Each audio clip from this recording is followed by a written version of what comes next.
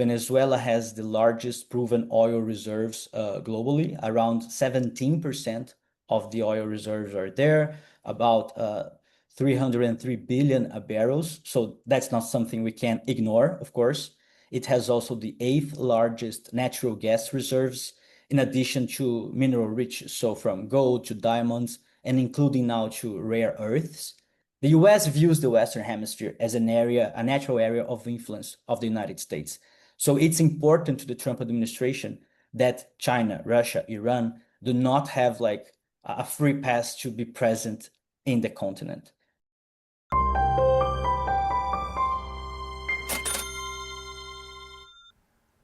Welcome to Thoughtful Money. I'm its founder and your host, Adam Taggart. At the time of this recording, tensions are high between the US and Venezuela. American warships have been deployed off Venezuela's coast.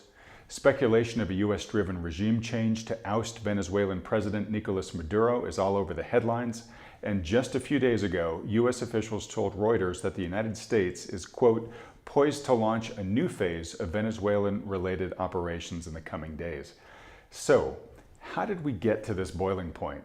What's most likely to happen from here? And what would the geopolitical and economic implications of a regime change in Venezuela be?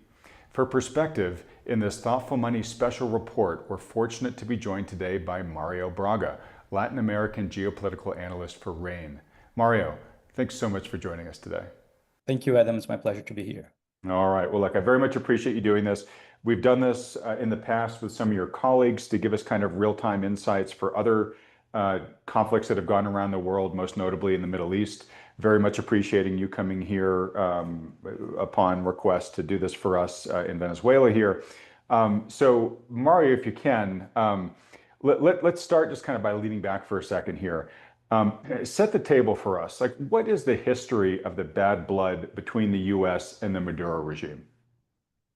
Sure. I think when we think about Venezuela, the thing that comes to many people's minds is Chávez Maduro, this socialist autocracy that came to be. But it's important to take a step back and understand how they came to power and then how the dynamics between Venezuela and the US changed over the past decades.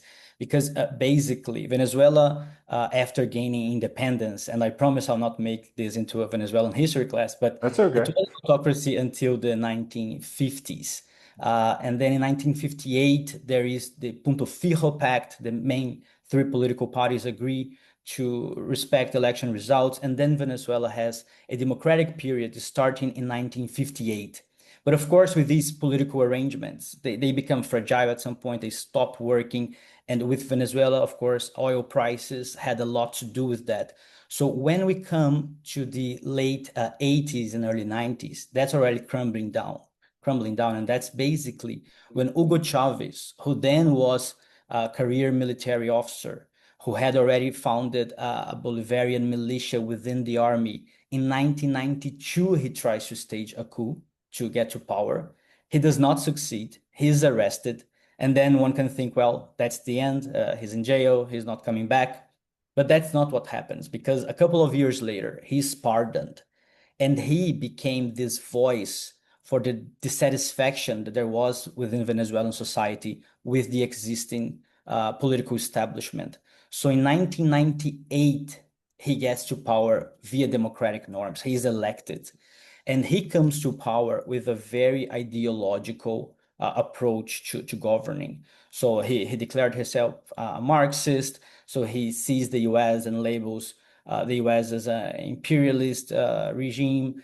And then he starts to turn Venezuela from what used to be kind of a regular Latin American democracy, of course, with corruption, with many issues.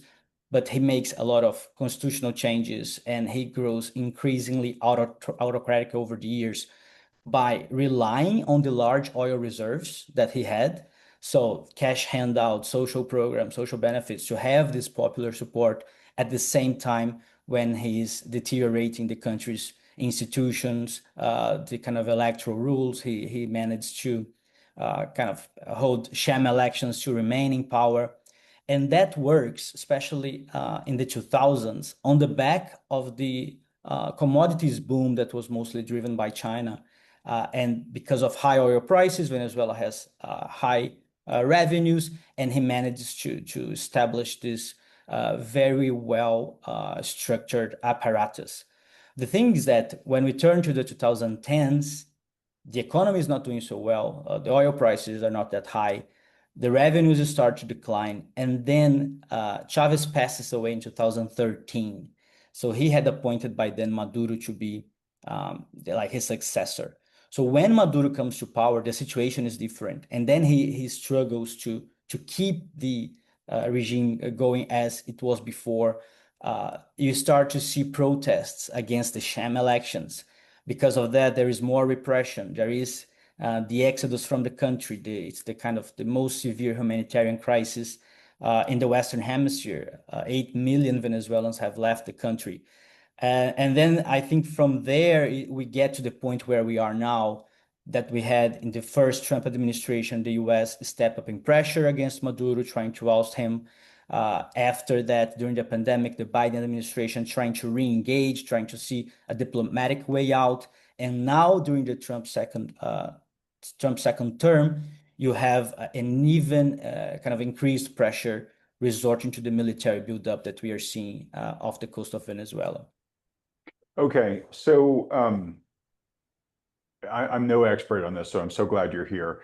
From a administration viewpoint, from what I can tell from the headlines, is they don't like the Maduro regime because you can make a human rights case, right? Which is, hey, we just don't think you mentioned a big humanitarian crisis there that's been going on for a long time. But it's, hey, a lot of the illegal immigrants that came in, especially during the Biden administration, a lot were from Venezuela. Totally understandable, seeking a better life here than what they were able to get there under Maduro. But President Trump, accurately or not, curious if you have a thought on this, has said, hey, Venezuela is actually kind of pushing people on us, and in particular, it's clearing out its prisons and its insane asylums, and it's kind of sending us kind of the dregs of their country and dumping it on the U.S. So there's that claim. There's the other claim that Venezuela has become sort of a narco-terrorist state and is pushing drugs into America that are killing Americans. And obviously, one of the things that the administration has dialed up recently is hey, we're just going to start blowing up watercraft that we see starting to leave Venezuela to hopefully make them think twice about doing that. So there are all those are the negatives that a regular person like me is hearing kind of against Venezuela from our current administration.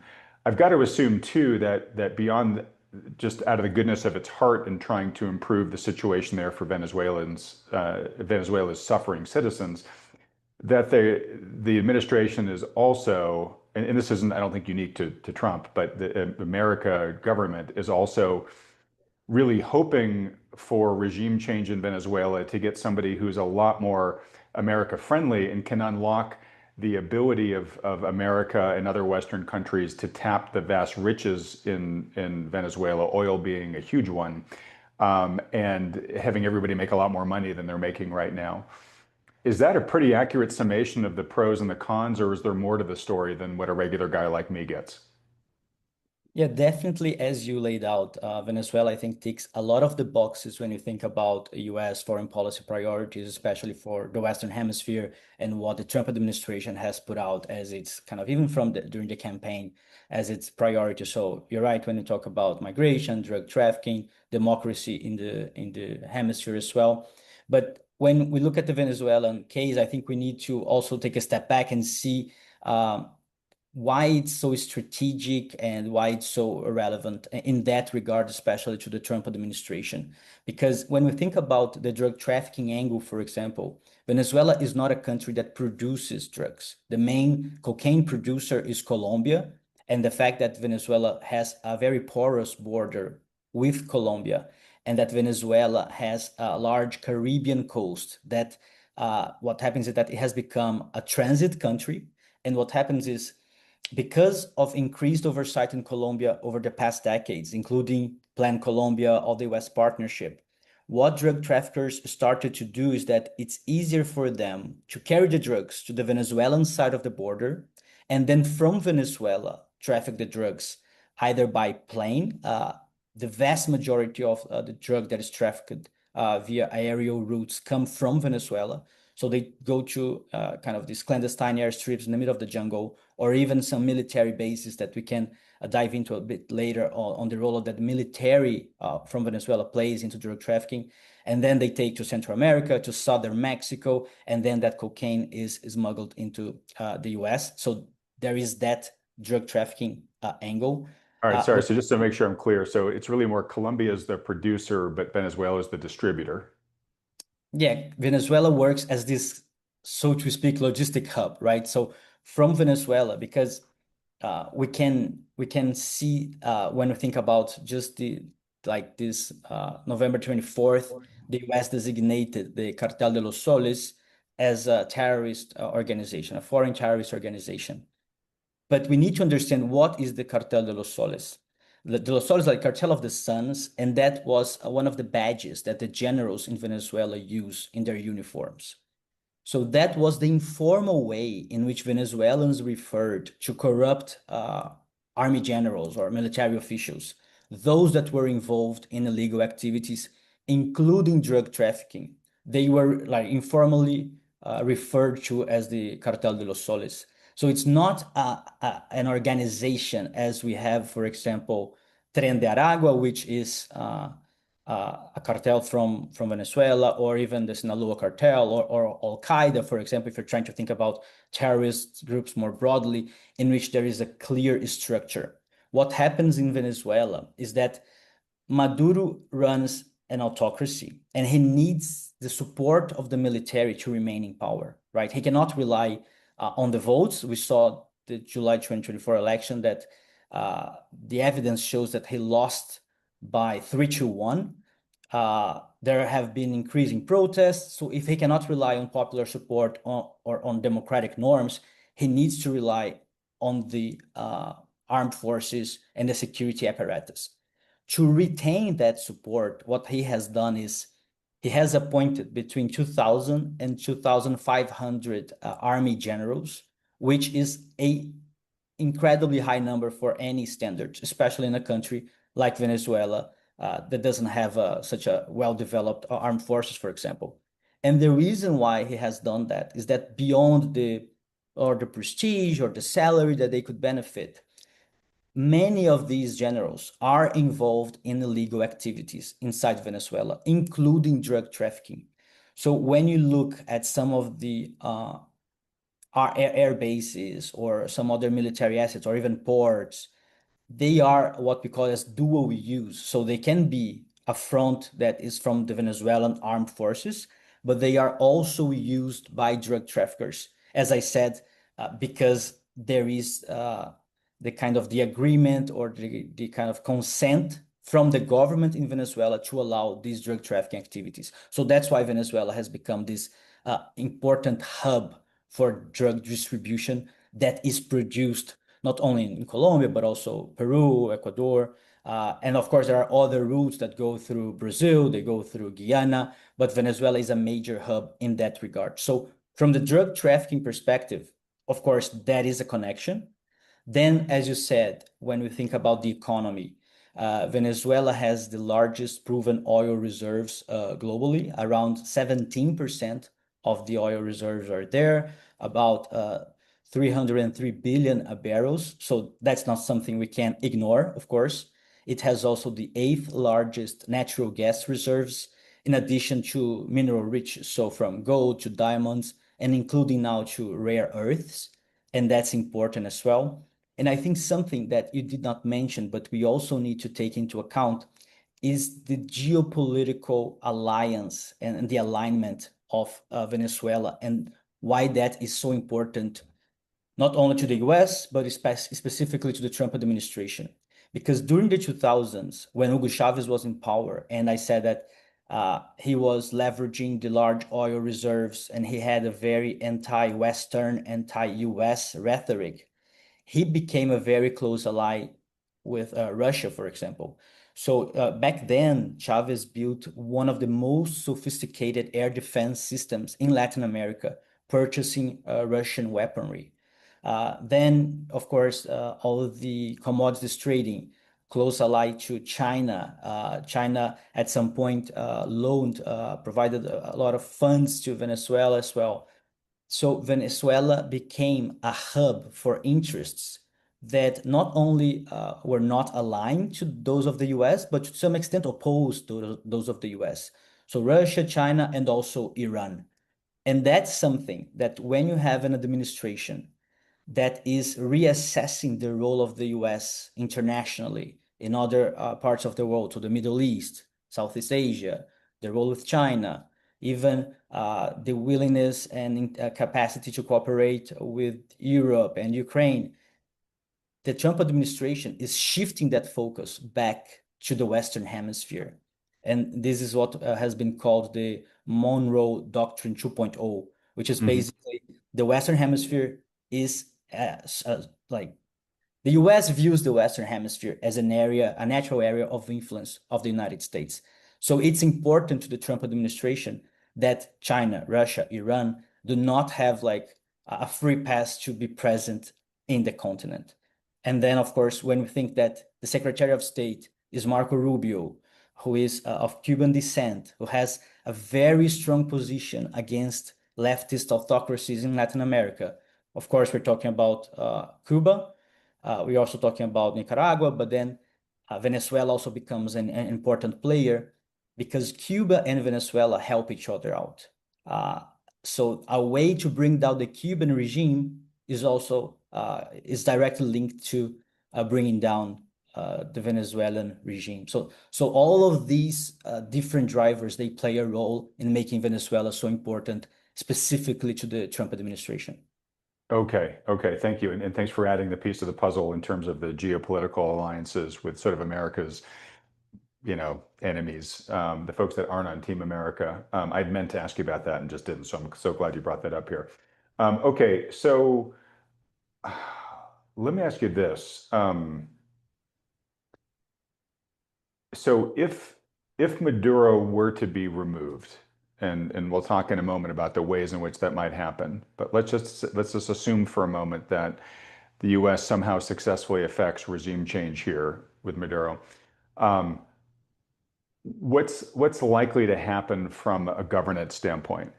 Like, who is likely to step in? Are we likely to get an opposition leader to come in who's much more West friendly? And I think we all learned one of their names. I can't remember what her name is, but because she won the Nobel Peace Prize last month. María Corina Machado. She's the most prominent figure from the opposition, indeed. Okay, so is the country just sort of looking for Maduro to get out of the way so they can put somebody like her in, or if Maduro would be removed, would we likely just get a Maduro 2.0, the next successor in the Chavez line? What's more likely there, do you think? Yeah, that's the big thing is the first part of your question, that it really depends on how this process evolves and if we get a decapitation of the regime or even some sort of agreement that includes an asylum, either not only to Maduro, but to the kind of his inner circle. And then we would have a room for the opposition to take office. But if not, there are some people who claim that a way out and that could be peaceful would be what they're calling Madurismo without Maduro. So Maduro is out, he goes to asylum, he leaves Venezuela, but the structure remains in place. And then we could have one of his four closest allies taking office. I think this is unlikely, but just to have in mind who these people might be, we're talking about Diosdado Cabello, which is the Interior and Justice Minister. We're talking about Vladimir Padrino Lopez, who is the Defense Minister. We're talking about Delcy Rodriguez, who is the Vice President and Oil Minister, and her brother Jorge Lopez, who is the President of the National Assembly and some sort of a power broker in Venezuela. So this is his inner circle. If we see some sort of kind of agreement or deal that includes Maduro leaving the country, but the structure remaining in place, these would be among probably the people that would retain part of that power. But even in that scenario, I think we can anticipate some sort of struggle, internal disputes, other generals, perhaps parts of the military trying to take over. So I think any scenario when we talk about removing Maduro is uncertain.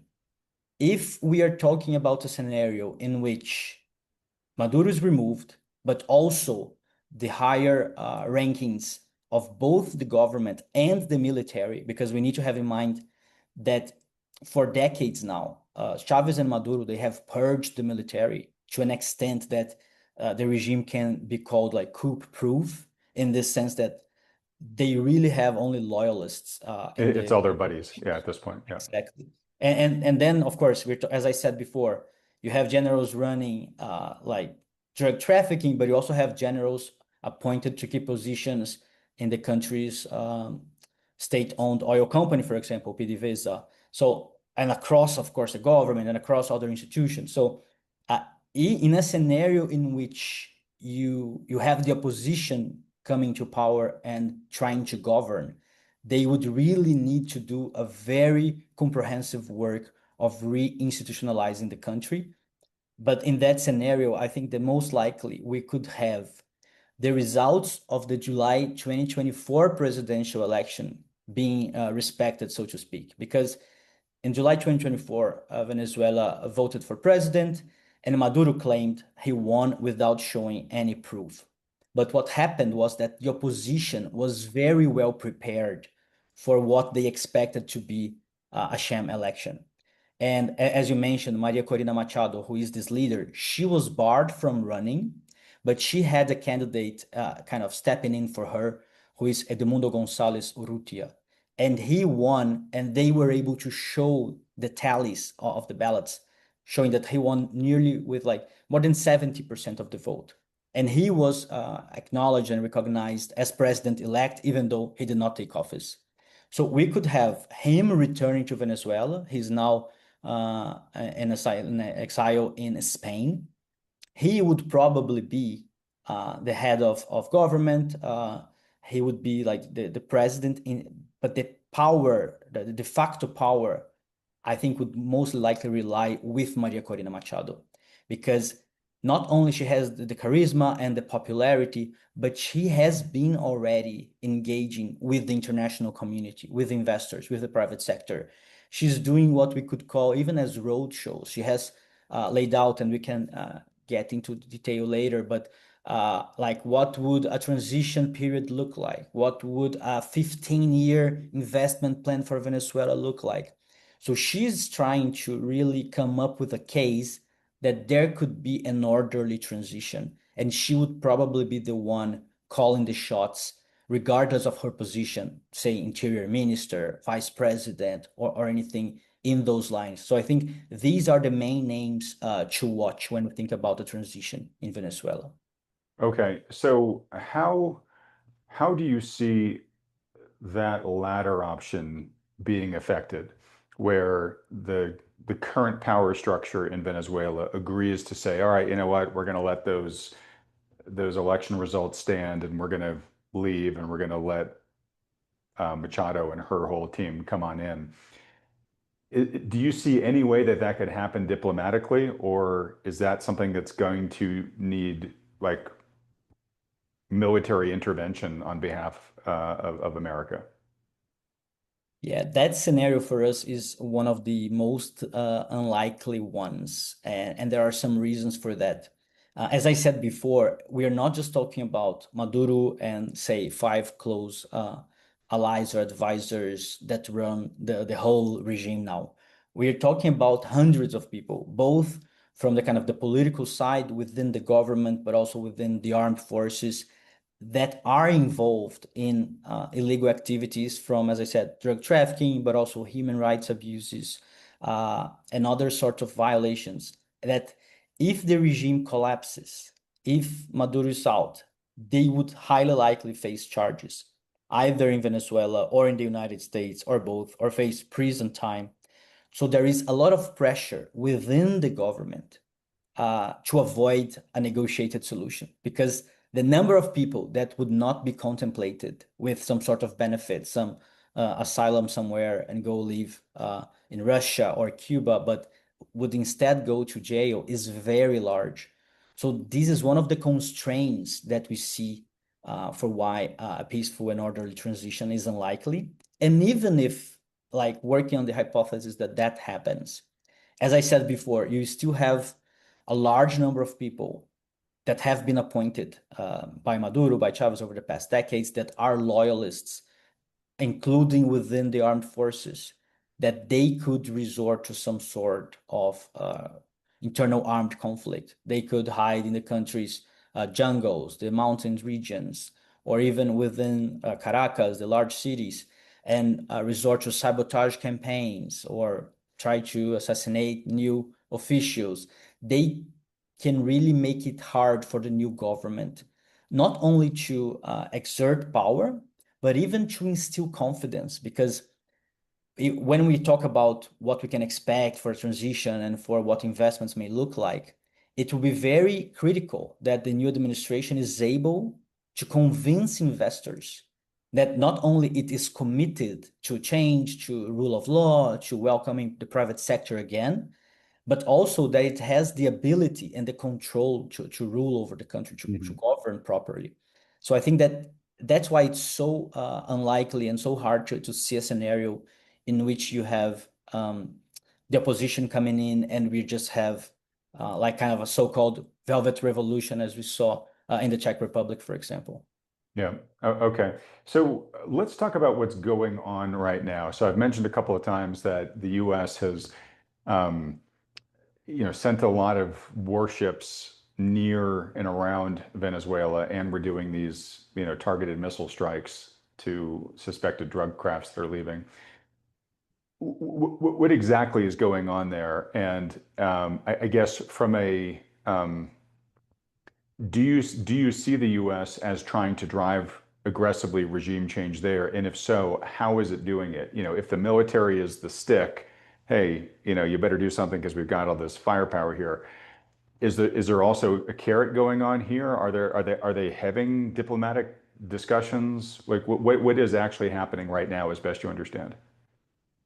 Yeah, so we need to have in mind that this naval buildup in the Caribbean is the largest in decades. It's larger than what we saw, at least since the invasion of Panama in 1989.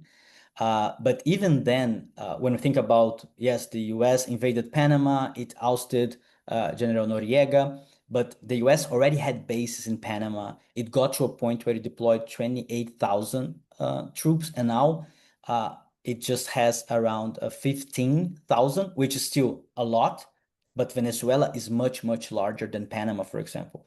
Okay. And sorry, where are those troops? Are they all on ships? Or are they actually on the ground somewhere?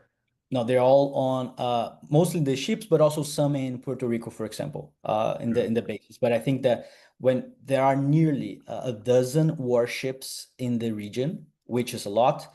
Earlier in November, the USS Gerald Ford, which is the largest warship in the US and the world, basically, arrived with additional troops. So that's how we got to these 15,000.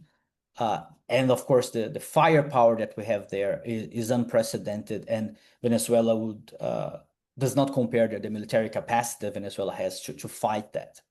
But at the same time, and that's the tricky question and how to assess what the objectives of the Trump administration really is, because that's a lot of firepower to fight drug trafficking, right? You don't need a warship or even when talk about a dozen warships to fight drug trafficking. But at the same time, 15,000 troops is not enough to carry out a ground invasion and take over a country, especially a country the size of Venezuela, with the geography, as I said before, part of the country's jungle, part of the country's mountains. It has kind of armed forces that are not only the military, but there are all the militias. What Maduro has done over the past month is handing out rifles and arms to the population, training the population for some sort of like guerrilla tactics to kind of create at least some sort of friction, or create, even if you're talking about the kind of civilian casualties, that creates a cost to the US in assessing if it's gonna decide to invade or not. So the way we see this is there is at this stage a show of force, of course. The attacks on the drug trafficking boats are part of this broader narrative of fighting drug trafficking in the region. But we see the US seeking to create the conditions for regime change or regime collapse within Venezuela without necessarily being the main actor doing that. So just so I can explain more clearly, our baseline scenario with like a 40% likelihood is that the US will escalate its current operations. So now, as you said, we have the US military attacking drug trafficking boats, allegedly drug trafficking boats in the Caribbean and Eastern Pacific. We see the US moving that to some kinetic attacks inside the Venezuelan territory, targeting mostly assets linked to drug trafficking. So, as I said before, these can be airstrips, these can be assets linked to the military because they are dual use, they are also used for drug trafficking. Of course, they would seek to kind of undermine Venezuela's air defense capabilities. But we don't see, at least in the first couple of months, the US targeting, for example, political targets in Caracas, the presidential palace, or seeking to target Maduro in a direct attack, for example, because we think that the political costs for the Trump administration would be too high to have its fingerprints in a regime change action in Venezuela. So it's better for them to have this military deployment, to wait a bit, because now in the past few weeks, Trump just said that they would engage in negotiations again. Just this week, he said he may talk to Maduro face to face.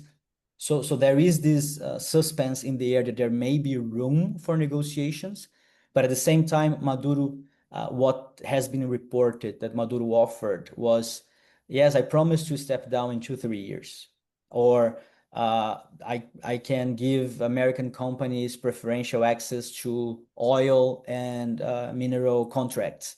And the White House reportedly turned down these offers because they want kind of regime change now, right? Him stepping down now. So that's why it's also unlikely to be this kind of negotiations, and why we would likely see an escalation to attacks inland now. Okay. And is there any hope here on the White House, as best you can tell, of Maduro just changing his tune and saying, "Whoa, okay, US, sorry, I didn't mean to be so off the page. I'm now going to get on the page with you, and sure, I'll open up to you, and I'll start doing some more of the things you want." Is there any probability of that, or are they kind of more hoping for? I think you said it's unrealistic to expect that they'll just honor the previous election results, but are they kind of hoping that maybe like one of Maduro's lieutenants maybe kind of knifes him in the back and then says, "Hey, America, I'm willing to play ball"? Yeah, when we think that the US raised the bounty on Maduro to 50 million on information that can lead to his arrest, we have seen reports, for example, not only Trump openly spoke about authorizing CIA operations, covert operations, but there have been reports that the CIA tried, for example, to co-opt the pilot of Maduro's plane. And they would probably be aiming to do what they did to the Mexican cartel leader El Mayo, that they put him in a plane, and then he thinks he's flying somewhere, and then they take him, I don't know, Puerto Rico or El Salvador or something like that. So I think that there is this, they are creating the room or giving the time perhaps for some development in that regard to happen, which is not necessarily Maduro stepping down willingly, but someone else, some other actor inside Venezuela taking a decision that leads to the regime change, as I said before, without necessarily Washington having its fingerprints in that. Just saying, well, we were just fighting drugs in the Western Hemisphere, which is a priority for the Trump administration, and the regime change happened to occur against this backdrop. That would likely be the kind of narrative, also to reduce the responsibility that they would have in terms of, if they did not push for regime change, like concretely, they would have less responsibilities in securing boots on the ground for the new government to securely govern. So something in those lines as well. Okay. Do you sense a mounting time pressure here? Only because, having a dozen warships and 15,000 troops just stationed up, it's not cheap, right? It's not something you can do forever. So do you get a sense that things are building up to some sort of flashpoint here, or could this last longer than I'm imagining? Yeah, there is certainly that sort of constraint, both in terms of financial resources, but also in terms of the mobilization of these military assets, right? As I said before, the USS Gerald Ford coming, before it was stationed in Asia, in the Middle East, where you have more often, at least, higher military priorities. And then when you think even domestically in the United States, to which extent now that Congress returned from the shutdown, you may see some mobilization in Congress trying to block these sort of actions in the region. So we do see some time pressure. And one of the drivers that we had in mind in terms of time frame was the designation of Cartel de los Soles as a foreign terrorist organization, as an FTO. This was on November the 24th. Of course, now you have Thanksgiving, and it's highly unlikely that an attack would occur during the holiday, but perhaps right after that, we see an increased likelihood that this next stage of operations, that would be aerial attacks inland, would start to occur. We are thinking that our assessment is that this will become increasingly likely in the coming days and weeks. Okay, increasingly likely, but you think it's more under the guise of we're targeting cartel-related assets. It's not we're trying to drive overtly regime change. We're just trying to take out the bad drug guys. You're nodding as I'm saying this, but one of the reasons why I'm kind of pressing on this, and I'd love to hear your thoughts, is as an American, a regular American, I don't get the sense that Trump has the approval yet of just the American public to go invade Venezuela. I mean, I think a lot of people are probably sympathetic to what he's doing there in terms of trying to, overtly, curtail the drug trade. But I don't think any American feels like, hey, I'm not ready to sign up for this yet. In fact, no one's actually made the case to me why we should do this. And obviously, in theory, the president can't even declare war in another country himself. That's something Congress has to do. Leading up to, say, like Iraq, there was long hearings where the current administration back then was sort of selling Congress on why it needed to do this. Like none of that's gone on here.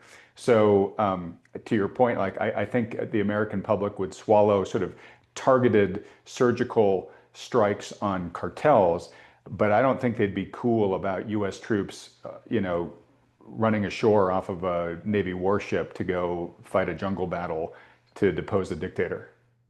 Yes, that's pretty much in line with our assessment as well, Adam, and the sense that the political costs for the Trump administration would be significantly high. Not only, we're not just talking about the opposition, but even his own support base, right?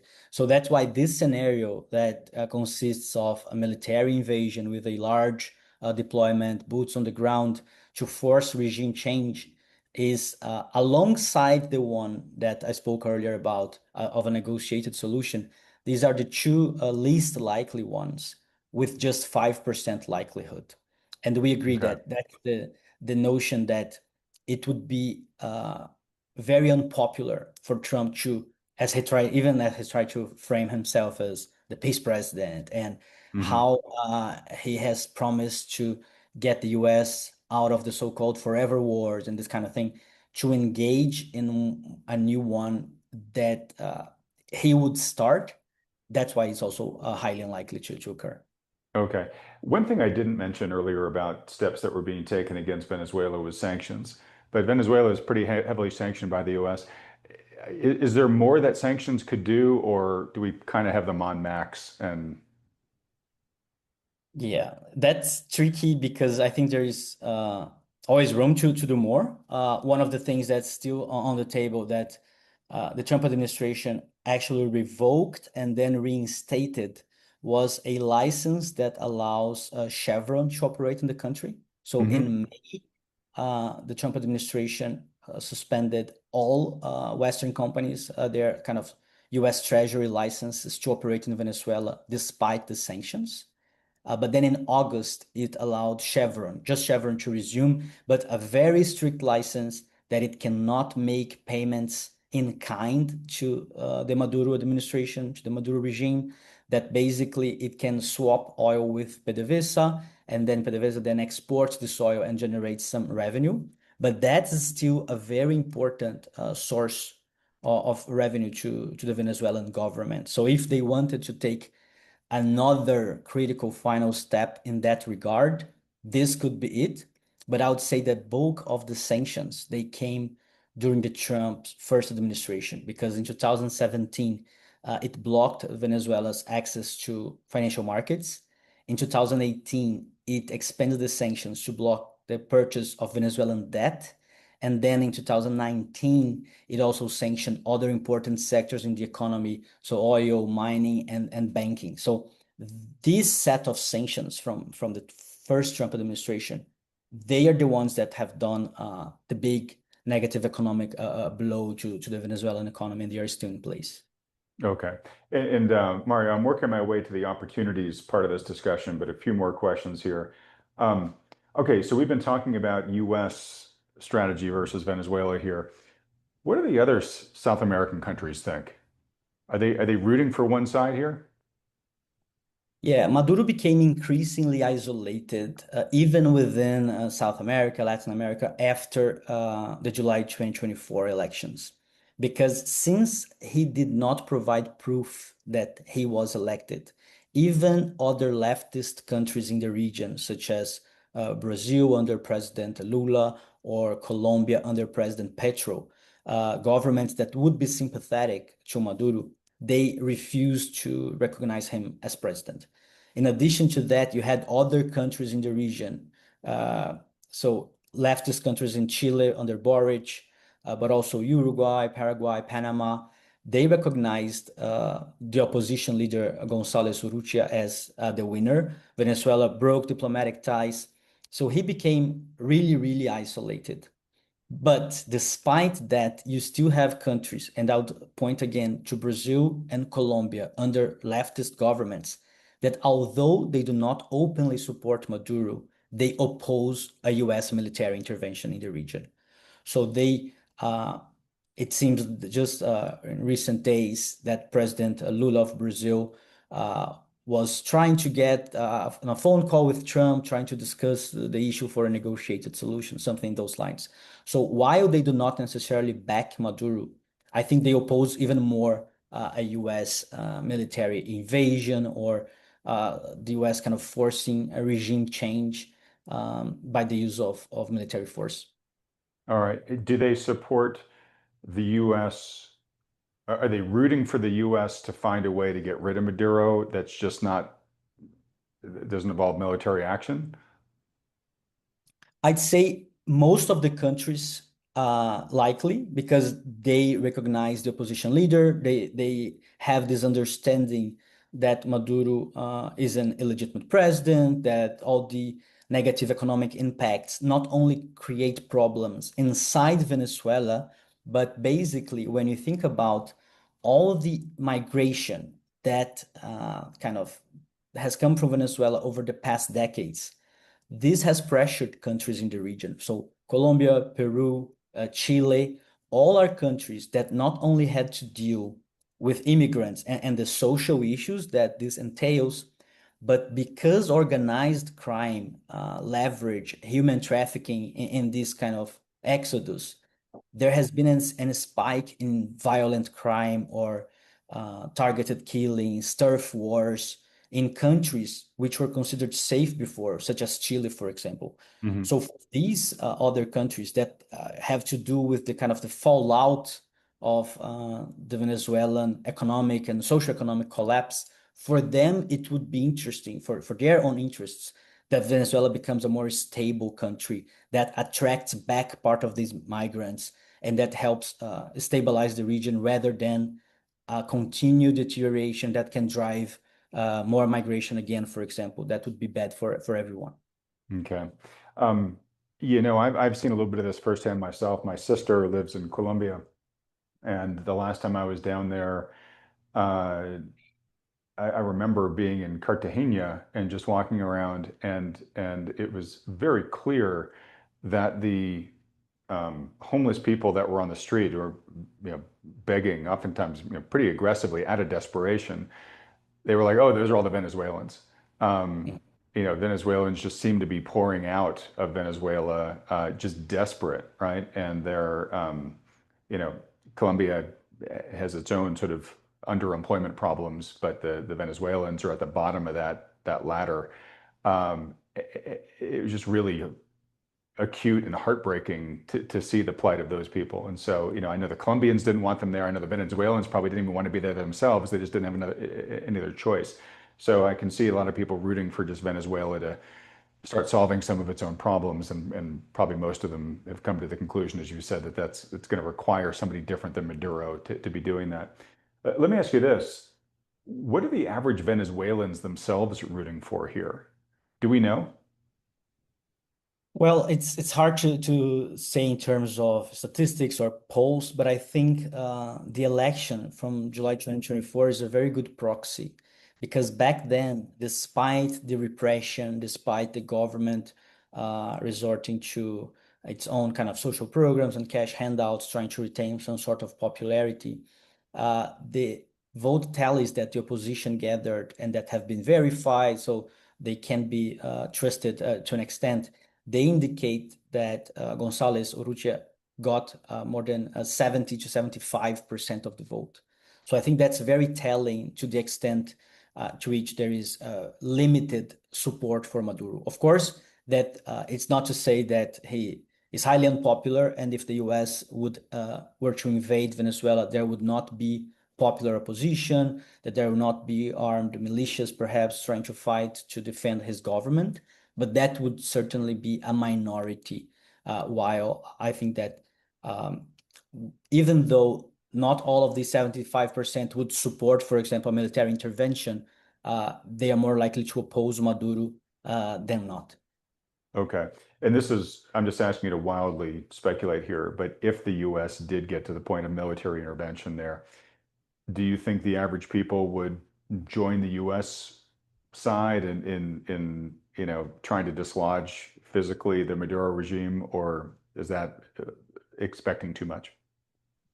I think when we try to think of people taking sides and taking up arms, for example, for either side, I think that would be a minority. Both parts of the radicalized opposition that perhaps would be willing to engage in arms, and also those willing to defend the administration. Part of our scenarios in which we see a regime change and a new administration trying to govern, uh, one of the consequences is if we have an armed conflict, for example, is an increase, another humanitarian crisis in a sense that many people be displaced, like thousands, hundreds of thousands of people displaced either internally or even going again to other countries, as we were talking about before, Colombia, Peru, Ecuador, Chile, Brazil to some extent. So I don't think that we can expect a wave of support and that there will be close to a unanimous position in either way. I think more realistically, you have parts of the population that side with both to the extent they are willing to engage, and parts that would be caught in the crossfire, would be scared, would be worried about, I don't know, their family members, their kids, the elderly, and would perhaps be more willing to relocate and either leave Venezuela again.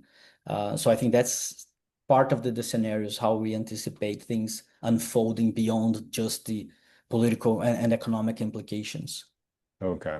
All right. Well, look, in the remaining time we have left, let's get to the perhaps the more hopeful part of this discussion. So let's assume for a moment that there is a material change in Venezuela, and that unlocks the opportunity for Venezuela and the US and Venezuela and other of, kind of Team America's allies, to start, let's say, driving through a lot of the reforms that Ms. Machado has been advocating for, and these are things like reopening Venezuela's economy to the rest of the world. Foreign parties can come in and help Venezuela better tap into its vast natural resources. Hopefully we rebuild the Venezuelan economy and it starts bringing people home and people want to be there and all that good stuff, right? From your perspective, what are some of the biggest components of that opportunity? What are the people who have been focused on this? What are they hoping for most out of it? Is it all about just the oil and gas revenue? Is it about other things? What's the size of this opportunity for the peace dividend that this could yield? What do you think? Yeah, the good thing is that Machado has an economic team working on this, and they have been, as I said before, kind of road showing this in business forums worldwide. She's in hiding. She has been participating remotely from interviews and this kind of events. And the plan that they have envisioned talks about 1.7 trillion kind of dollars in opportunities over 15 years, and around 40% of that, so 680 billion, would be concentrated in the extractive sector, so both oil and gas and mining.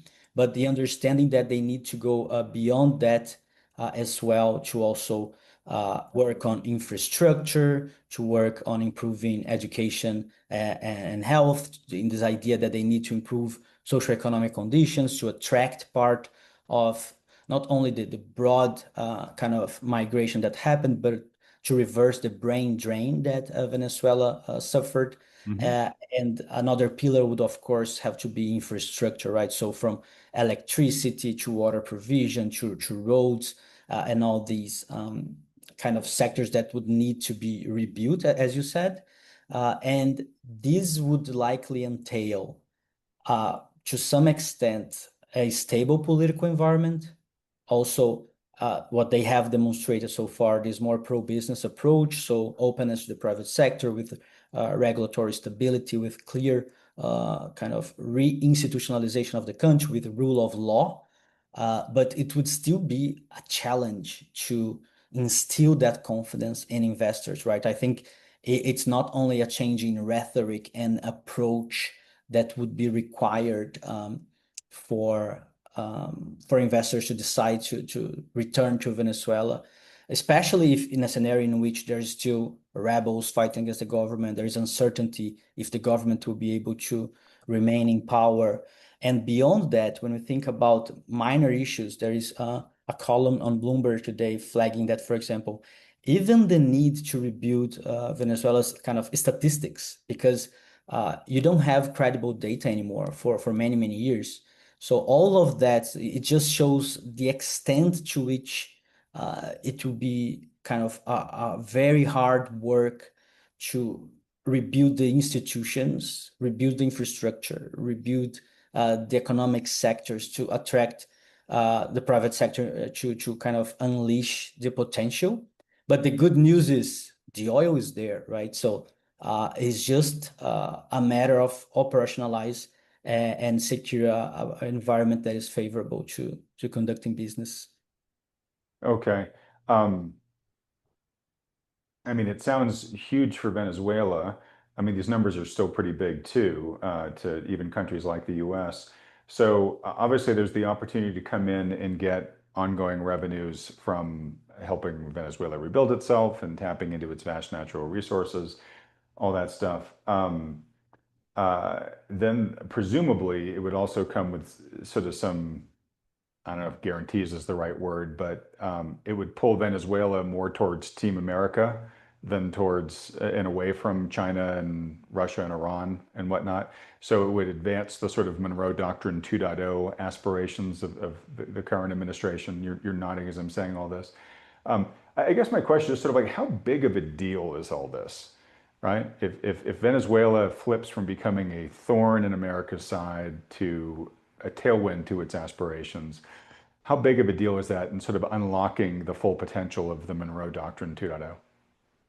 Yeah, it's a big deal because, as you're saying before, it's not just Venezuela alone. I think this speaks to the way the Trump administration views the Western Hemisphere more broadly. So even in Venezuela, we're talking about removing a leftist autocracy from power, so an ideological adversary, so to speak.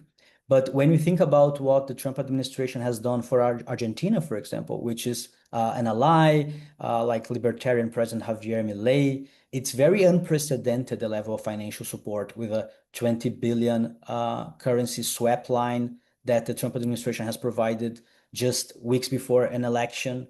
The promise to work with private sector banks for another 20 billion, which now it seems to be has put kind of shelved, but still. So I think it really speaks to the importance that the Trump administration is going to the Western Hemisphere, and also that reflects a realignment of the US vis-a-vis other regions. So if the US is to focus on the Western Hemisphere, it will likely retreat to some extent its presence in Europe, in the Middle East, in Asia. And then there is this understanding that the way that Trump views international relations and the spheres of influence, the US would be happy kind of having this hegemony in the Western Hemisphere and leaving China perhaps to dominate Asia and Russia to deal with the Europeans. So this is just like the tip of the iceberg of what could become a much broader geopolitical realignment that lasts for decades, for example. Okay. And from your perspective, if we're looking at this as the grand game of risk, played out by the great powers over the world, do you like America's odds here with this strategy? I mean, I kind of get the logic of, hey, we stay here in our own hemisphere, right? We're protected on either side by these massive oceans, right? And we're much more resource rich in many ways than most of those other parts of the world that you mentioned. And we have a lot of untapped resources and a lot of potential for growth, especially in the southern part of the hemisphere, as the Latin American economies get elevated. So I mean, there's a lot to like about it, and there's the circularity of, okay, so we've got some cheap labor down there, but access to good resources, and they're excited because we can help grow their economies, but we like it because we've got a great trading partner, and obviously America's still going to trade with the rest of the world, but I can understand the appeal of the logic. I just don't understand the world chessboard as well as you guys at RANE do. So what do you think?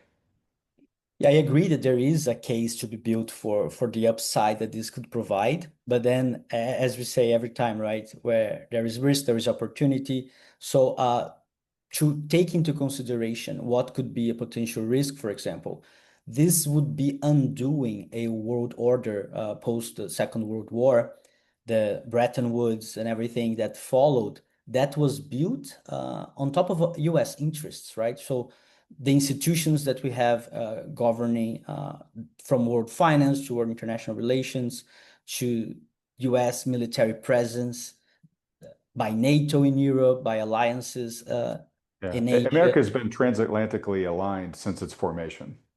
So this Yes, could be a change to that, yeah. and it has expanded that, right, to have key allies in the Middle East, in Southeast Asia.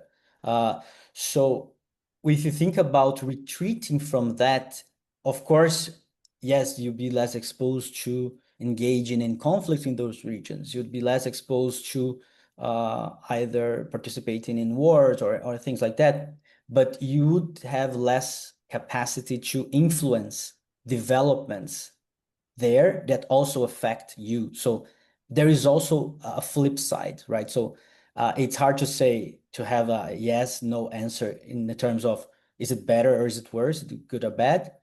But there is the kind of this considerations to take from both sides of the argument that each of them perhaps have both risks and opportunities. Okay. Well, in our last couple of minutes here, Mario, I understand that you are a geopolitical analyst. You're not an economist or a professional investor, but what are there investment opportunities that you think are likely to present themselves as the situation unfolds. I guess I'll end it at that, but I'm guessing maybe there are different investment opportunities, whether they successfully transition Maduro out of there to this great new future we're talking about, or not. And if it doesn't work out well, there's probably ways to trade that too. But do you have any general thoughts on any investment opportunities that a non-Maduro future would create for the average investor? Yeah, I think that we can refer to what we are seeing, for example, in Venezuela's bonds movements recently, and that shows perhaps the appetite of investors and the way that they see the situation evolving. So Venezuela has, I think, 160 billion in debt to restructure. It has defaulted 2017, and their bonds like traded as low as 10 cents of the dollar, and they were just at 15 a couple of months ago. Now they're up to 30. So there is this indication from financial markets themselves, and of course we're talking about bondholders, and this would be the kind of debt side of things, but they are seeing a growing upside there.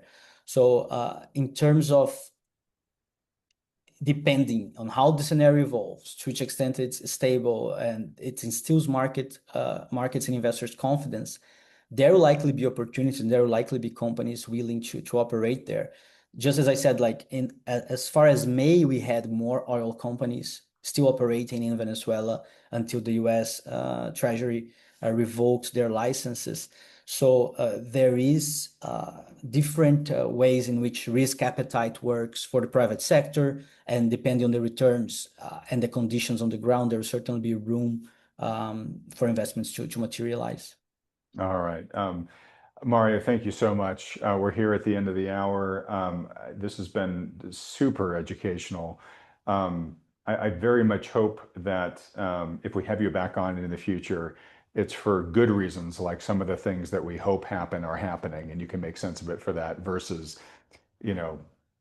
things ramp up militarily or God forbid, continue to devolve from here. But thank you. When I do these, I usually try to do these as a live stream so that the audience can ask their questions as well. Obviously, I had enough questions to fill the hour here, but we couldn't do a live stream this week anyways, just because of the Thanksgiving holiday and folks' travel and stuff like that. But when we have you on next, I will try to do it live so that the audience can ask their questions here as well. Last question for you, Mario. For people that have really found this discussion very enlightening and they would like to follow you and your work from here, where should they go? Yeah, thanks for having me, Adam. It was really a pleasure, and glad to be back in the future. And to reach us, just feel free to write to info@ranenetwork.com. So info@ranenetwork.com. Thanks. Great. And Mario, when I edit this, I'll put up the link there to that email address so folks know exactly where to go if they want to contact you. I really appreciate that. Yeah, this has been fantastic. So folks, please thank Mario for coming on here and educating us about this very important issue. Join me in doing so by hitting the like button and then clicking on the subscribe button below. What was that little bell icon right next to it?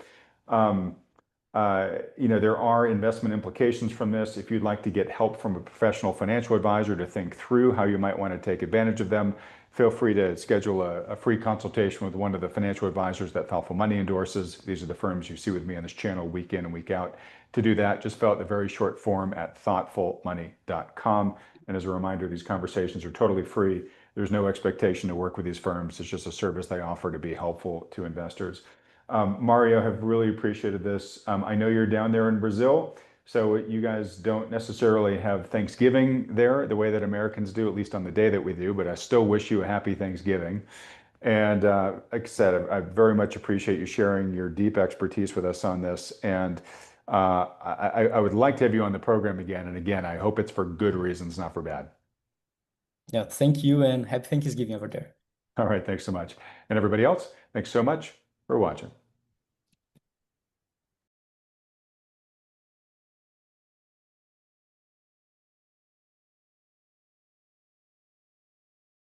China is buying gold like crazy. The people in China are buying gold. They love gold. And the central bank is also buying gold on a consistent monthly basis, basically. China is the largest gold producer already, and they consistently buy more gold. They use this, of course, as a way also to attack America, because gold is the antidote to the American fiat dollar money system. And they plan to build gold vaults in many other countries. Gold is clearly in a secular bull market. The only caveat would be if we see gold now really accelerating dramatically over the next few months and maybe 1-2 years, doubling in price immediately and running to maybe 8,000-9,000 in the next 1 or 2 years, then it would probably have the characteristics of more of a bubble, and we would have to be careful. But if it's just pushing higher like it's been doing now the last 14 months, I think it's very healthy, it's very sustainable. China is both the largest gold producer and a heavy buyer, with its people and central bank consistently accumulating gold as a hedge against the US dollar. China is building vaults abroad to back trade in yuan with gold, challenging the dollar system. China's central bank has increased its holdings of gold for 10 months in a row, ending in August 2025.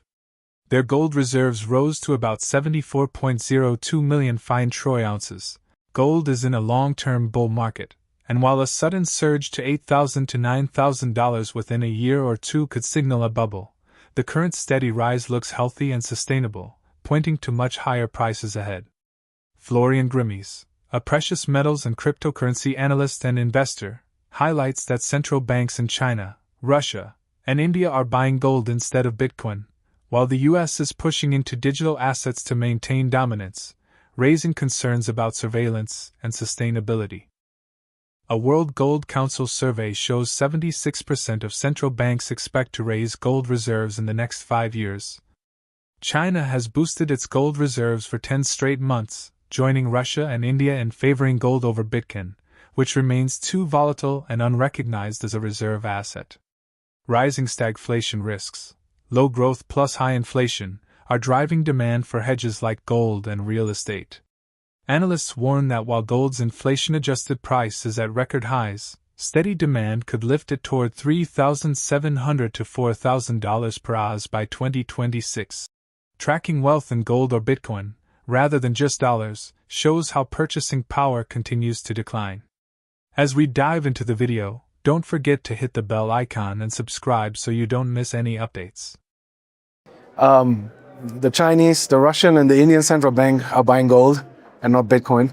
The Americans desperately need something new to continue basically running their hegemony, and apparently they decided it's going to be the digital asset space.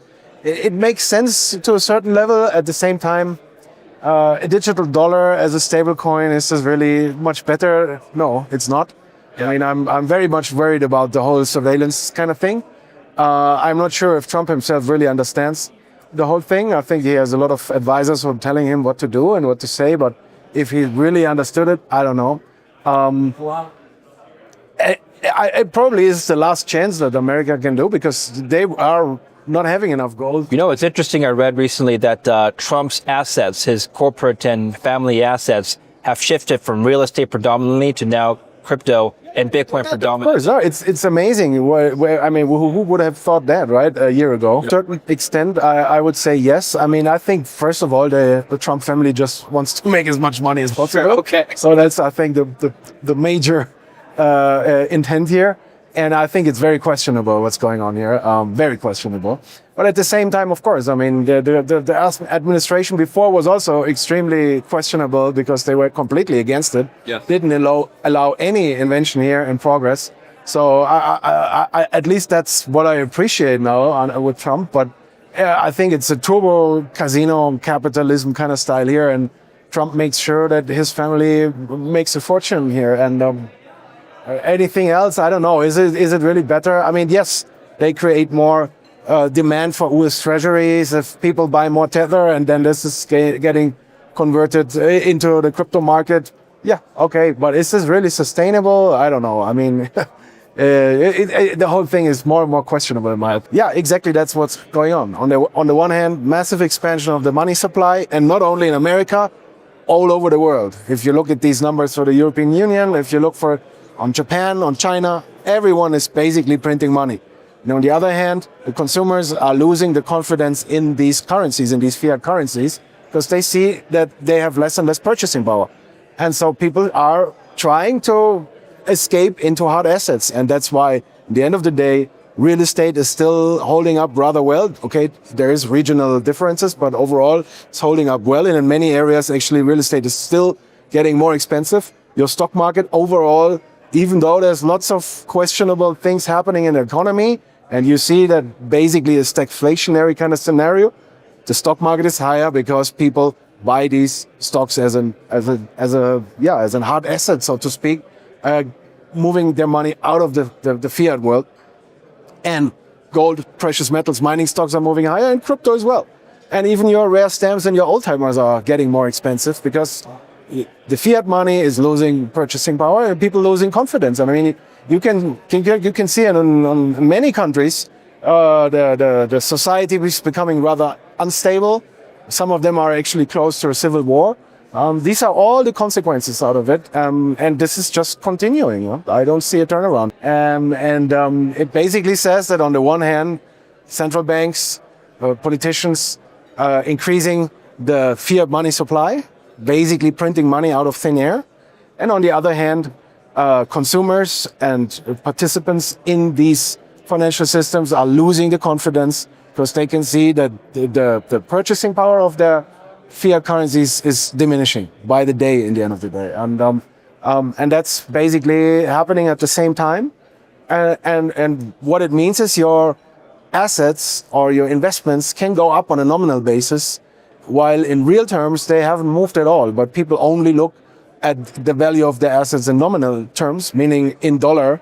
I mean, how many people are actually looking or calculating their net worth in Bitcoin and in gold ounces? It gives you a totally different picture over a 5 or 10 year time frame than just looking at it in terms of how many US dollars am I in total, or how many euros or Canadian dollars, right?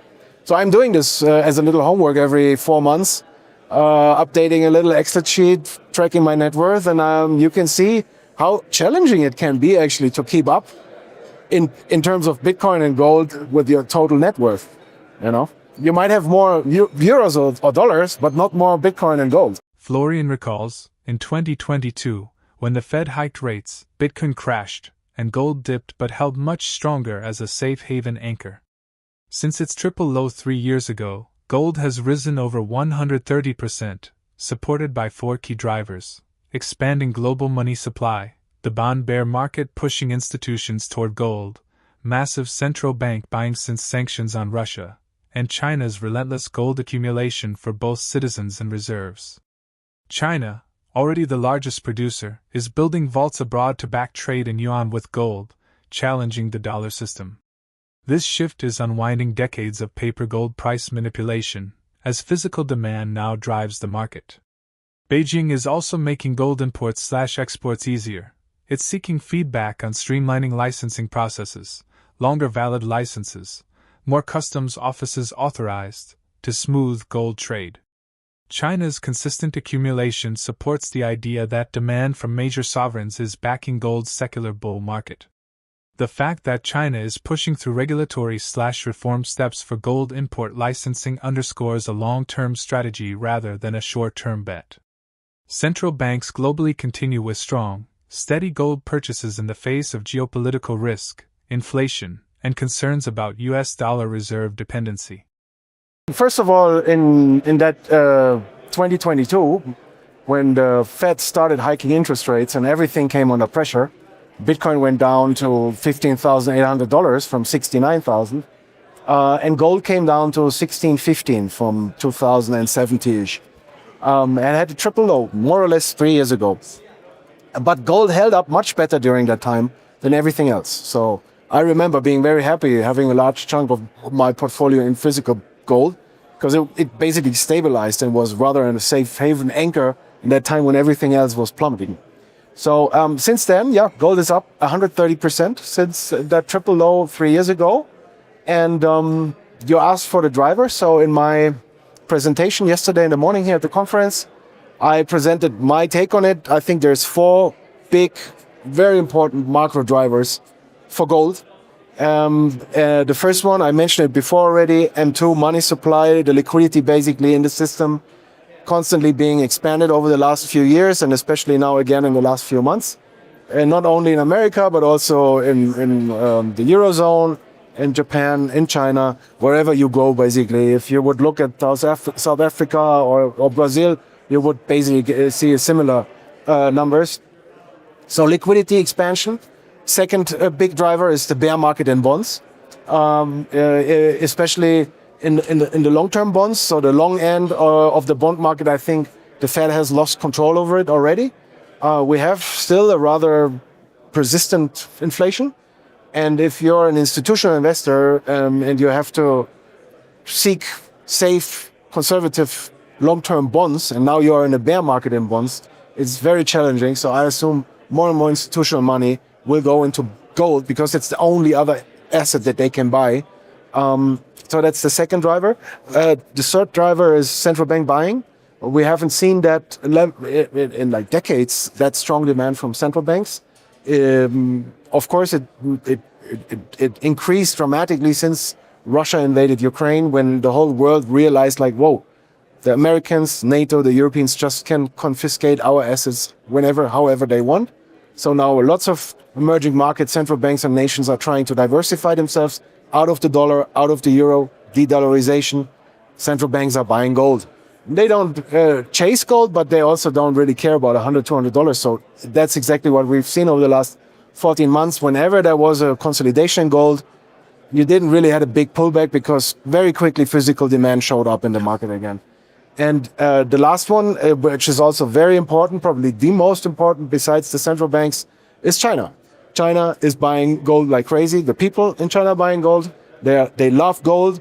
And the central bank is also buying gold on a consistent monthly basis, basically. China is the largest gold producer already, and they consistently buy more gold. They use this, of course, as a way also to attack America, because gold is the antidote to the American fiat dollar money system. And they plan to build gold vaults in many other countries. Yeah. So if they do their trade business with Saudi Arabia and they buy the oil from the Saudis, they will give them the renminbi, and the Saudis can take these renminbis, go in their own country, go to the vault, here's the paper renminbi, show me the gold. I mean, this is what the Chinese are working on, to inject confidence into their yuan kind of system, building an alternative system to the US dollar system. And that's not going away. Those four drivers that I just mentioned, I mean, they're going to be around for the next 1, 2, 3 years at least. It could maybe take a decade or even longer until this fully plays out. And I think during that time, gold will be strongly supported. There will be strong physical demand. And out of the consequences also out of those four drivers is that you are seeing now the unwinding of that 50-plus decade Anglo-Saxon paper gold Ponzi scheme kind of system, right? Yeah. So we know that in the past five decades, the price making or the price finding for gold has been dominated by trading 200 paper ounces of gold for 1 real ounce of gold. That's how mainly the price finding has basically happened. And this is being unwinded now. And this can take a long time. And again, I just mentioned it before, gold is super strong, no real pullbacks here, no dips, people chasing, running behind the train.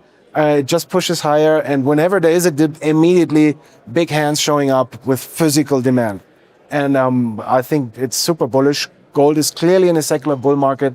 I think the price targets that you and I were talking about 5 years, around $9,000, if you remember. Yeah. I think that's still the case. We probably have to revise them, and it's probably gonna go even higher. The only caveat would be if we see gold now really accelerating dramatically over the next few months and maybe 1, 2 years, doubling in price immediately and running to maybe 8,000, 9,000 in the next 1 or 2 years, then it would probably have the characteristics of more of a bubble, and we would have to be careful. But if it's just pushing higher like it's been doing now the last 14 months, I think it's very healthy, it's very sustainable, and we're going to see much higher prices. And this can last for at least a few more years, at least. Could China's gold-backed trade strategy accelerate the decline of dollar dominance in global finance? How might central bank gold buying continue to influence prices compared to private or retail demand? If you enjoy the content, please like this video, subscribe to the channel, and press the bell icon for timely updates. We appreciate your support, thank you for being with us, and wait for the next updates.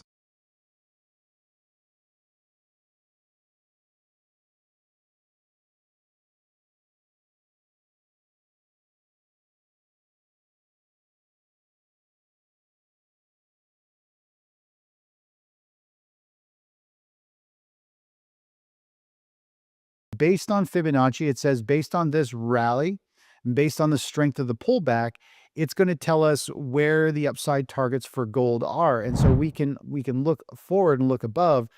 Gold has the potential here to run to $3,722, and it can go all the way up to about $4,100. So if we look at that, you can see that's a 20+% move. And this is a very similar thing we saw in 2007, meaning we could see it not only hit this target, but it could become the crowded trade short temporarily, and we see gold blast through and move up to, $4,500 or something huge. It could really have a big move at this point. Analysts project a rally into the $3,700 to $4,100 range, representing a move of over 20% from current levels, similar to the breakouts seen in 2007. Goldman Sachs maintains a base target of $3,700 by year-end and $4,000 by mid-2026, while noting that in extreme scenarios, prices could rise to as high as $4,500 by year-end 2025. Momentum is strong, sentiment is bullish, and key catalysts, such as rate shifts, geopolitics, and safe haven demand, are aligning for a potential breakout ahead. Chris, founder and CIO of thetechnicaltraders.com, recalls that back in 2007, gold was expected to rise by about 20%, but instead it rallied 37% as equities peaked and began to decline. Today, analysts observe a similar setup, with gold forming a classic bull flag pattern and Fibonacci targets projecting gains between $3,722 and $4,100. If momentum builds and the trade becomes crowded, some forecasts suggest gold could even overshoot toward $4,500.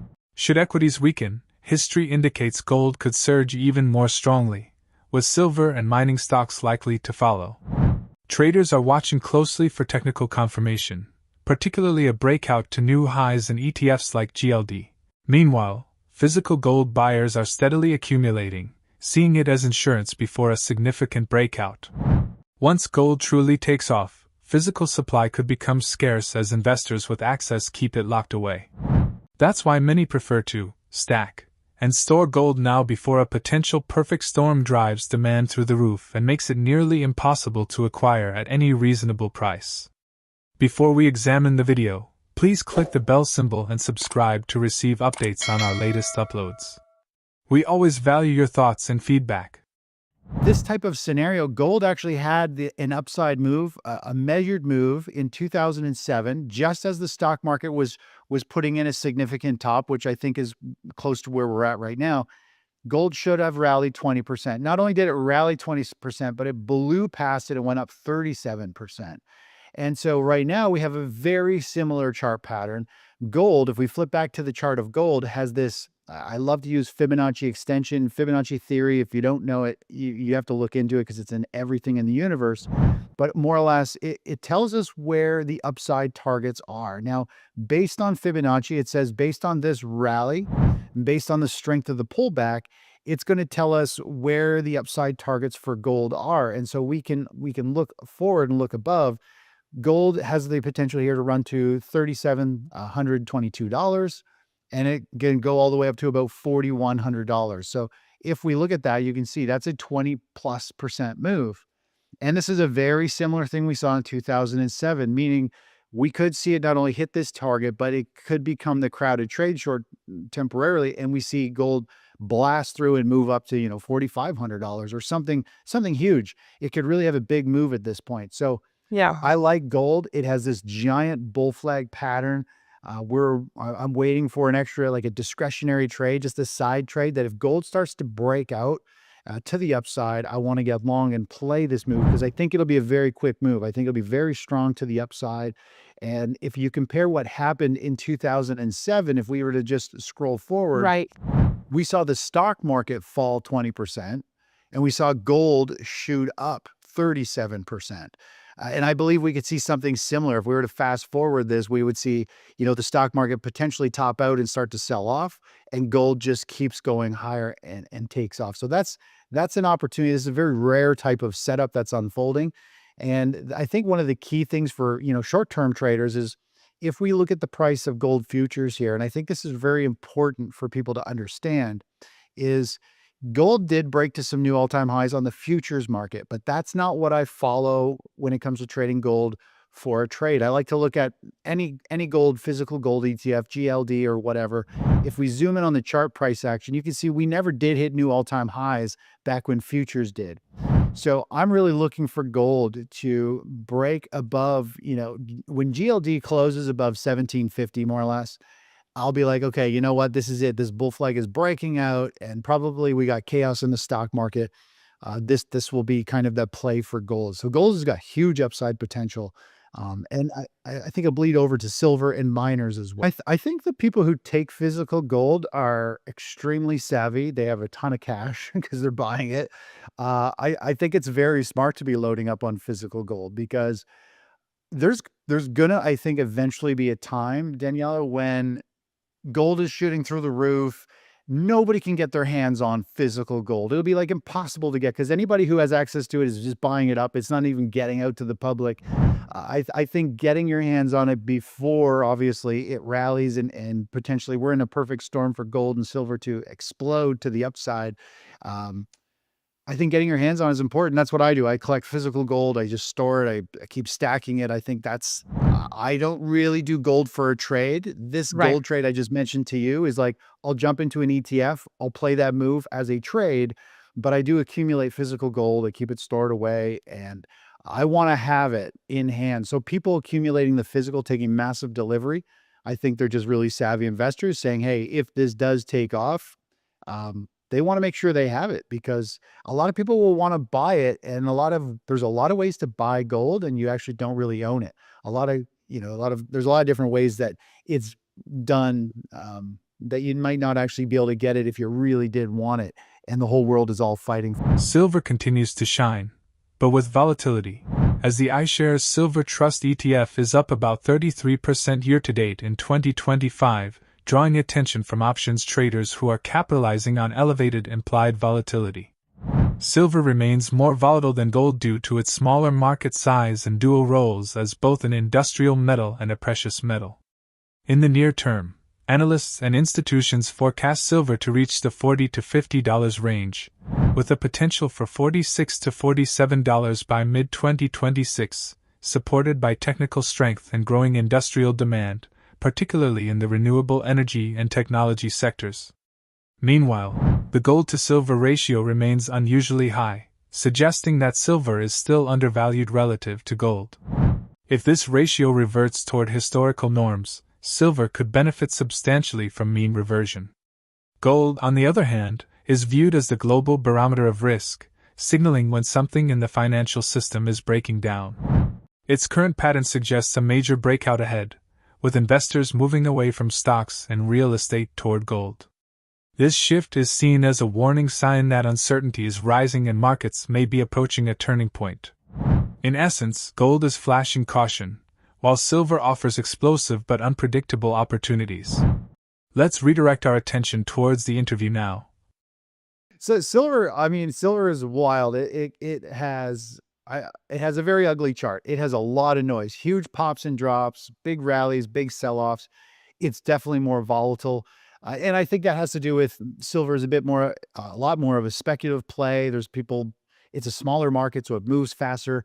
Gold I like because it's kind of the global barometer. It's the whole world gets nervous. When gold moves up, it means globally there's weakness and people around the world are seeing something bad happening on the horizon. And that's what the big chart of gold is pointing to is we're on the tip of something hitting the news, something that's going to change everything. I think that's what gold is warning us.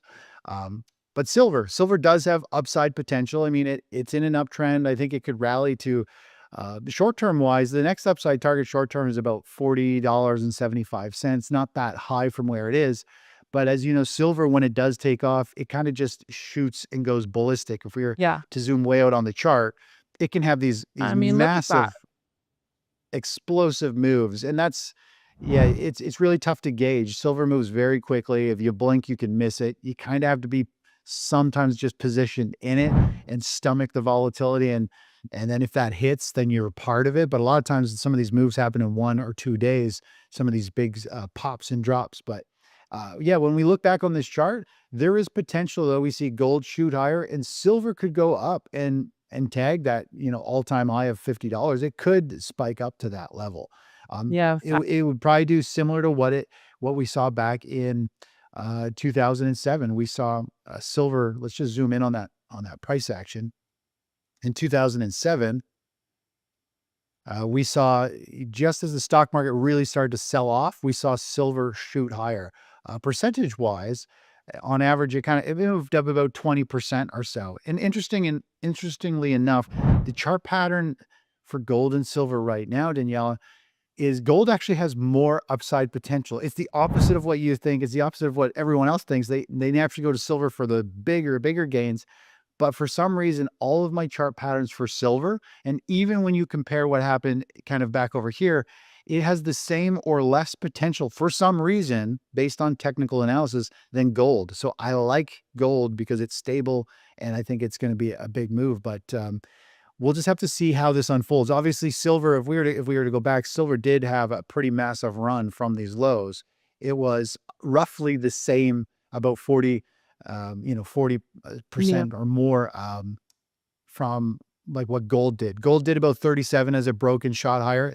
Silver also did about 37, somewhat from the same time frame. So you kind of pick your poison, spread your money between both if you wanted to, right? Exactly. I think gold to me is the ultimate tool of uncertainty, and it looks like it's about to pop and blow up to the upside. And I think we're on the cusp. I mean, a lot of people, I've been expecting a big market correction to come at any point. I'm not jumping in front of it and betting on a huge correction in the economy and the stock market. If it wants to keep going up, I'll follow the trends higher. But gold is just screaming. It's like something is about to break. Something is wrong. People are moving away from real estate. They're moving away from the stock market. They're going into gold. And it's just telling us, just be cautious, right? It's kind of that warning sign. Gold is indicating systemic stress, while silver is presenting high volatility upside, and both metals are setting up for potentially significant rises. The undervaluation of silver and its industrial demand could result in disproportionate gains, even if gold is the better long-term insurance against financial turmoil. When taken as a whole, they show that investors are becoming increasingly concerned about the state of the economy and the potential move away from traditional assets. Could gold's rise surpass current forecasts if there is a significant decline in stocks? Will silver ultimately beat gold in the upcoming bull market era if the gold-to-silver ratio returns to normal? Post your ideas in the space provided for comments below. Please support and enable notifications if this video is helpful so that you can stay up to date with our latest videos. I'll see you in the upcoming video. Thank you for viewing.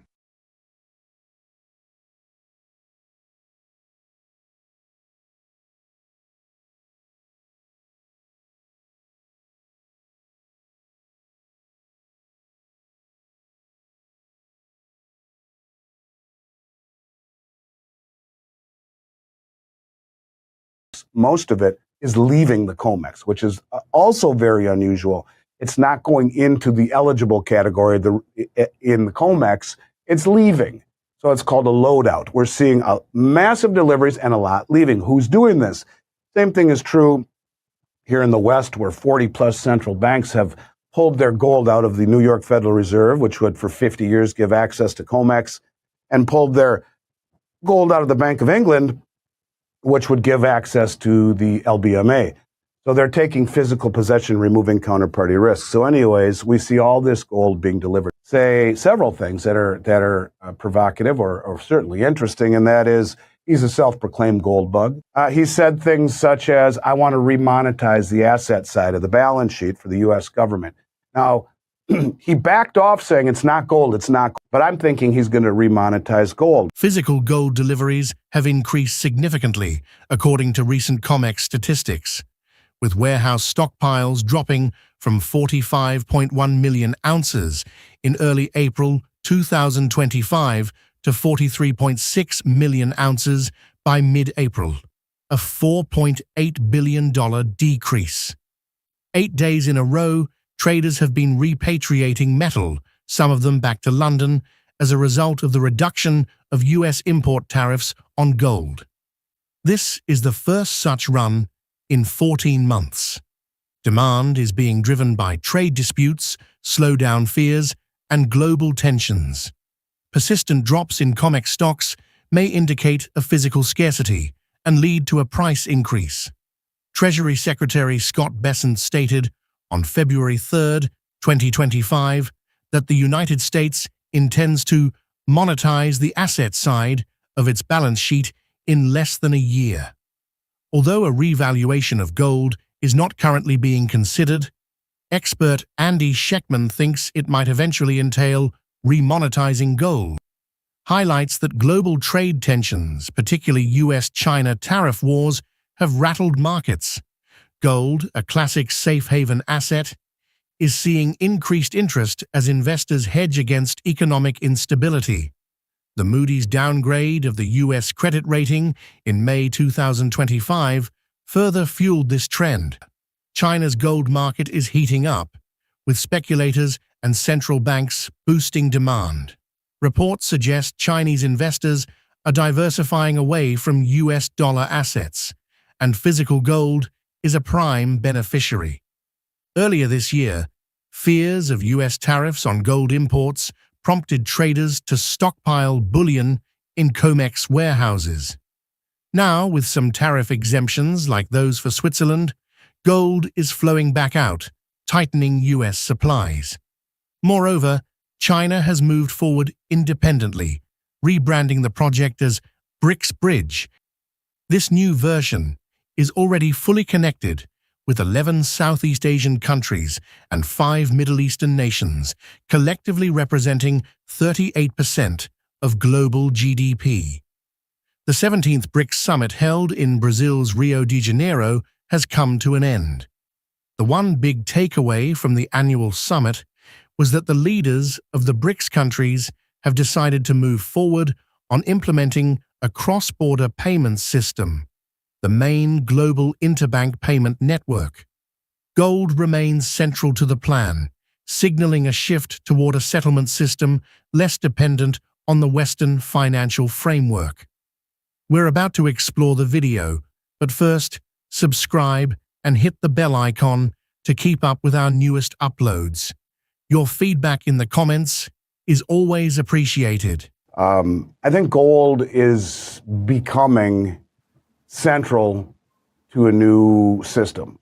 Call it the skeletal system of a new monetary order, whether it be in the BRICS or whether it be in the United States. Last year, the Bank of International Settlements pulled out of Project Enbridge at the 12th hour.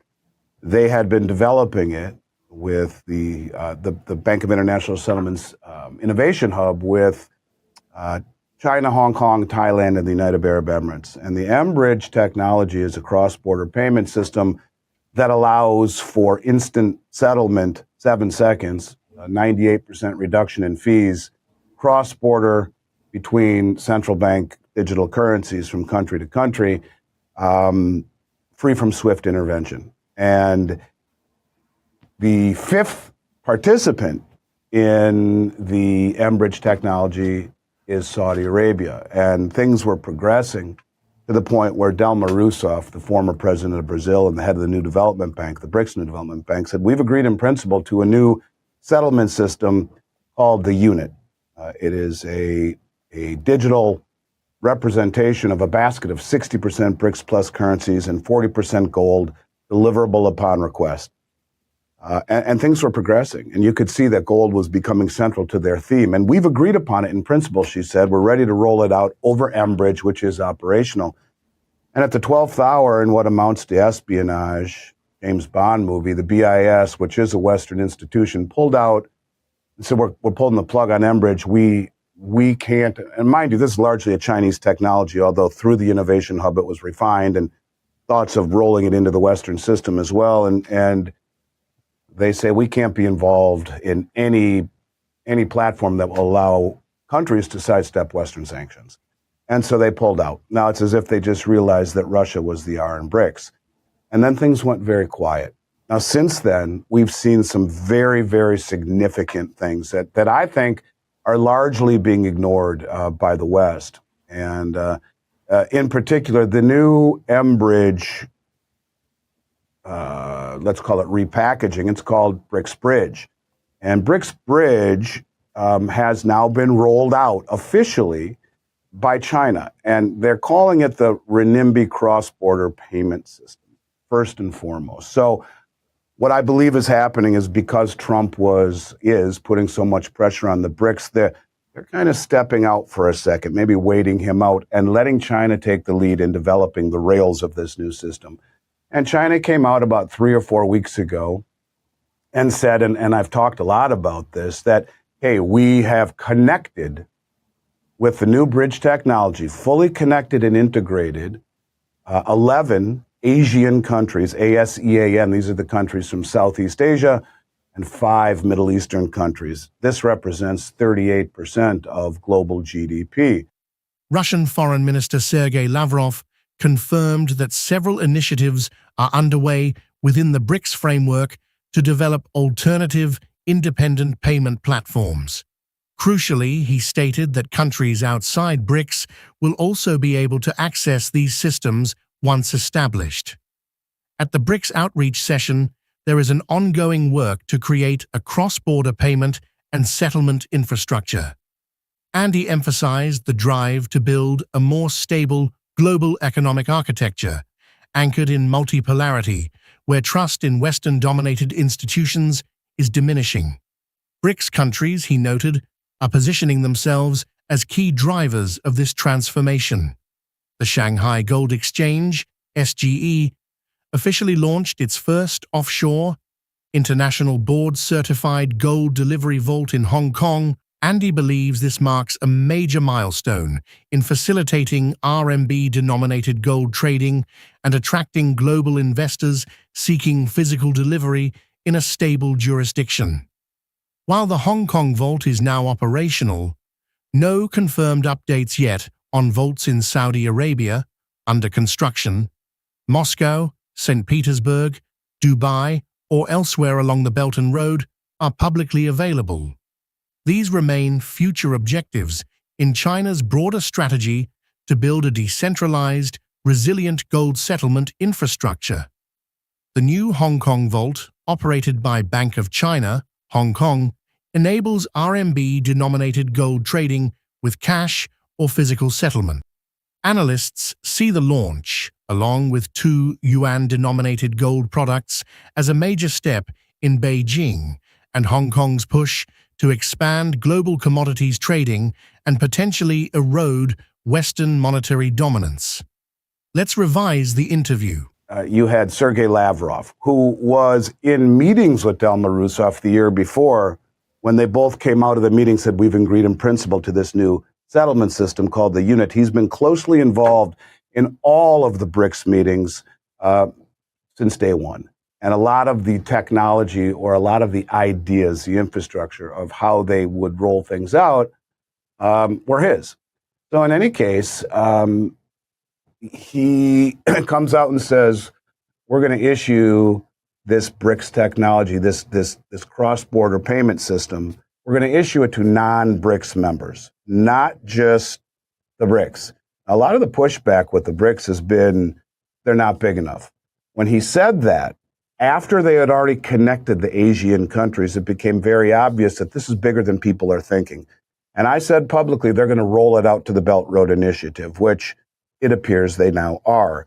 So what I'm getting at is that this system which would compete with the SWIFT, will settle in 7 seconds, not the 3 to 5 days it would take these countries to go back and forth from dollars, from their currency to dollars and the other currency, and back and forth at a 98% reduction in fees. And they're going to open it to the remainder of the world. It's just not compatible with the pound, the euro, or the dollar. Subsequently, BRICS Pay is also being rolled out to the Belt Road Initiative, which is 75% of human population, 50% of global GDP. This is the cross-border business to business, consumer to business, small bank to small bank, the retail side of BRICS' agenda. Again, China is doing the central bank side. They're calling it the renminbi cross-border payment system, but it is the BRICS bridge. It is the M-Bridge technology. But rather than antagonize the president, they're letting China do it first. The key to the third piece of this puzzle, the key to it all, at the same time, we get the expansion of the Shanghai Gold Exchange into multi-jurisdictional vaults around the Belt Road, starting with Hong Kong. The vault is complete. The next one is Saudi Arabia, which is under construction now. The idea between all of this is to allow countries to trade cross-border with one another in their own central bank digital currencies. We already have 16 countries officially signed up outside the BRICS, the Asian countries and the Middle Eastern countries, and to settle imbalances in gold through a series of multi-jurisdictional vaults, whether it be the expansion of the Shanghai Metals Exchange, Hong Kong, which is operational. And by the way, the yuan is immediately convertible into gold, not having to first convert to dollars as you would have in the past.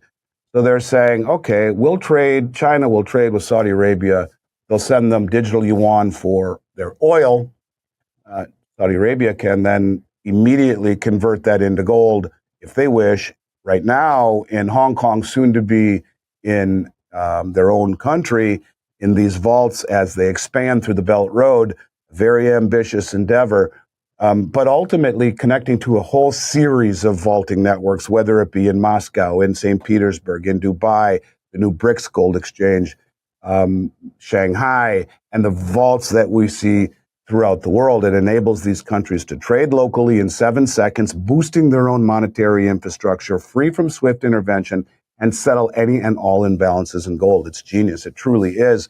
And I really hammered this home over the last month. And then yesterday we get an article, or 2 days ago, from Forbes that pointed out that China is now just the third largest trading partner for the United States. And in May, their numbers were less than 6% of trade, which is the lowest level, Daryl, in over 20 years. And the article went on to say that the Asian countries, these same countries that are now hooked up and actually in operation with the new bridge technology, together have a population twice as large as the United States, over 700 million people. They have the fastest growing consumer markets in the world, the fastest growing middle class in the world. And as a group, get this, these countries are now China's largest trading partner by far, way ahead of the EU and the United States. Let me just say that once again. They're connected, and they're the largest trading partner of of China, and they can trade cross-border in 7 seconds with no SWIFT interference, no SWIFT recognition. They won't know what's going on, and any imbalances will be able to be settled immediately in gold. This is a massive deal for the BRICS. All right, so that more or less covers the BRICS side of things, where you have, in essence, an expansion of the Shanghai Metals Exchange, connecting with other metals exchanges already in operation in Dubai and in Moscow, the new one that just was built in St. Petersburg. And the ambitious goal over the next year or two is to create this skeletal system of vaults, multi-jurisdictional, so it's not all held in one location like the Bank of England, who had the power to say to Venezuela, yeah, we're not going to give you your gold, thanks anyway, move along. So you want to be able to keep gold in various jurisdictions to mitigate any risk, and then be able to settle imbalances through trade through this entire network. It's important to remember that the Belt Road Initiative, these countries are not in the BRICS, nor is the Shanghai Cooperation Organization, the largest regional military and financial group in the world, or the Eurasian Economic Union, all the countries that end in STAN, a Russian endeavor like Kazakhstan. These countries are all very, very, very connected to the BRICS. In fact, the president of Belarus has been screaming forever that the Shanghai Cooperation Organization, the Eurasian Economic Union, should meld with BRICS. The Belt Road countries, 150 plus countries, 75% of human population, 50% of global GDP. They're not in the BRICS, but they are very connected with the BRICS. A changing global financial order is indicated by rising physical gold demand, COMEX outflows, and strategic actions by China and BRICS. Gold is recovering its monetary significance as the United States deals with trade conflicts, credit downgrades, and possible balance sheet monetization. A shift towards settlement methods less dependent on the dollar and SWIFT is indicated by China's offshore gold infrastructure and BRICS-led payment systems. With gold at the center of a new trust-based economic structure, this multipolar movement has the potential to revolutionize international trade. Will the BRICS gold-based payment systems hasten the demise of the US dollar as the world's dominant currency? What effect would persistent COMEX gold outflows have on world gold prices over the upcoming year? Let us know your thoughts in the comments. If you enjoyed this video, give it a like and subscribe for more updates. Thanks for joining us on this journey.